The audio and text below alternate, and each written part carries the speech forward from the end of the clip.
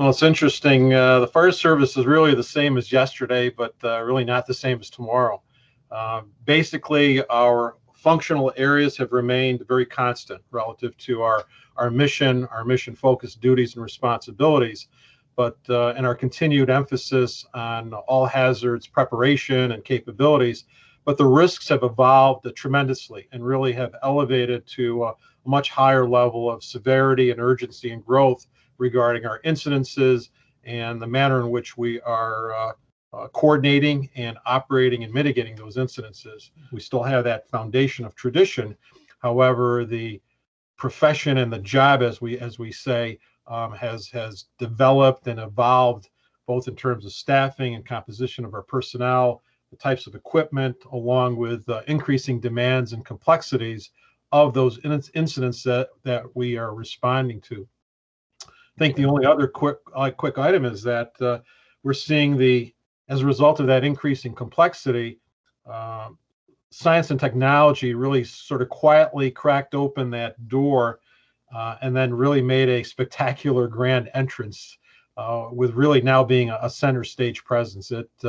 We are seeing the changes in the paradigms of the profession, certainly on an international level, and embracing a lot of new things to be able to increase our capabilities and do the job better.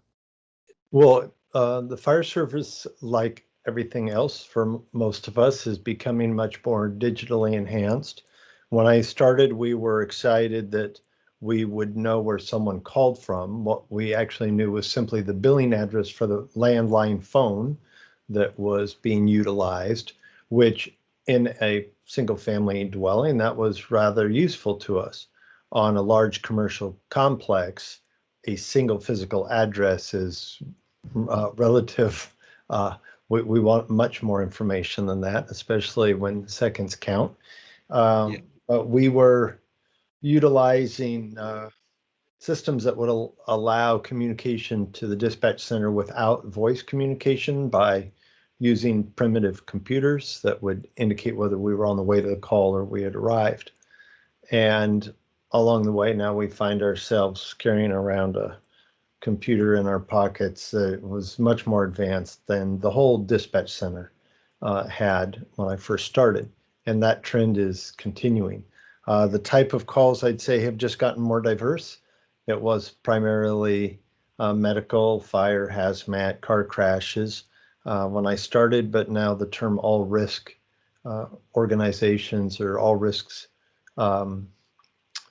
delivery models have become the norm. In other words, if someone needs protection from a violent incident, they'll call law enforcement. Otherwise, every time the 911 call is picked up, it's from an animal in a tree or on a roof or in a storm drain to a multi-casualty incident to hurricanes and flooding and the work of the fire service worldwide has just expanded.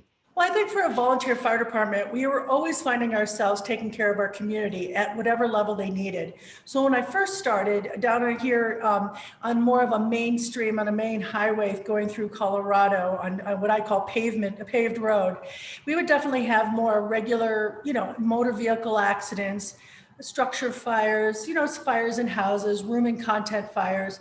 But now that the building has gotten so much newer now, and there's been so many more building codes and fire codes that you don't see those kind of fires anymore. You don't see that type, you definitely see more wildland fires, which we could talk about later.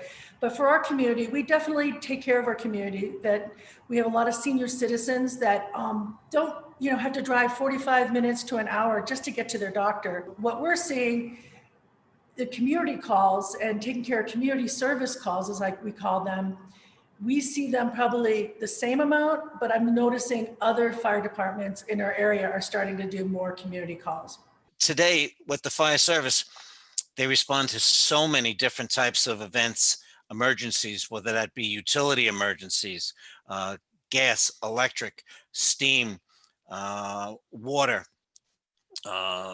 They also now respond to terrorist events.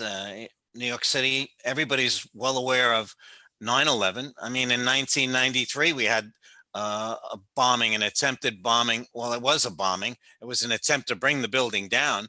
It was a truck parked in a lower level, garage level of the building that it did an immense amount of damage. It only caused 6 fatalities, if you will, but they failed to take the building down. We also enter with teams for active shooter incidents as well, because the majority of the fire service also provides medical attention, first responder medical attention. So our inclusion into these teams is for that reason, to provide medical attention, heavy bleeders, things like that. We've progressed quite a bit, and where we hope to go is to progress ourselves with technology, if you will, Yeah. internet, cloud programs, to better prepare us with an education. And an education, and I believe it was Einstein once says, an education isn't so much, let's say, learning and storing information of facts. Education helps us to think, Yeah. and data is going to help us to think. So the fire service, like everything else over the last, 25 years, especially, has undergone some really, really big changes. When I first joined as a volunteer firefighter, it was all about fighting fires. We had a lot of grass fires. We lived in a rural area, and the focus was really fires. What I didn't realize at 18, and what I think a lot of people don't realize, is that the fire department in the U.S. especially no longer primarily responds to fires most of the time. For example, last year here in the city of Virginia, 88% of our calls were medical in nature. Actual structure fires were less than 2% of our responses. So not only the number of calls and the types of calls that we're responding to change, but we're seeing a difference in the types of structures we're going on. We used to have, small homes on big lots back in the 40s, 50s, and 60s, and now we've got big homes on small lots. We used to have closed compartmentalized house layouts. That's moving into an open concept, open design, and a lot higher fuel load. The construction of the homes themselves, going from solid lumber, wood siding, and with a paper fiberglass insulation back in the legacy construction era, is now moving to more of an engineered, a lightweight lumber, vinyl siding, and a plastic foam insulation, which just adds to the fuel load. And then the natural materials, that used to comprise the older construction with the dimensional lumber construction, now has turned into a synthetic, plastics, and we have a full fuel load. So the fire environment has just absolutely changed in terms of the BTUs that are put off and how fast the fire grows. And then also on what's required of our response time in getting there. The fire growth in the bell curve is going up exponentially, meaning it gets hotter, a lot faster, a lot quicker. So all of these things have really influenced some changes in the need to be very, very quick to respond to these fires.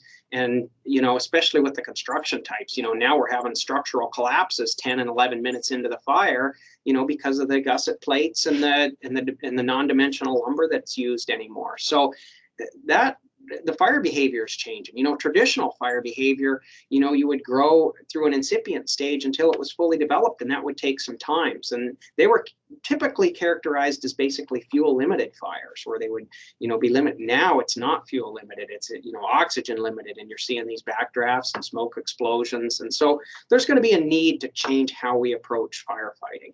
And how that changes. And now, especially we're turning into an all hazards organization, the EMS, technical rescue, the paramedic utilization now with vaccination clinics. And it's just being a lot greater focus now being placed on community risk reduction and some of the community paramedicine programs that exist out there. So, now we have risks that are greater. Violent extremist groups are, creating, these situations where now firefighter paramedics are part of rescue task forces. Some of the incidents we saw this past year with the rioting and the looting and the outright arson attacks that plagued these cities. And we've even seen firefighters targeted in these attacks. So we've changed from a strictly structural firefighting department and an approach in the U.S. to an all hazards department. And that's evolved over a number of years. And I think we're going to continue to see that evolution.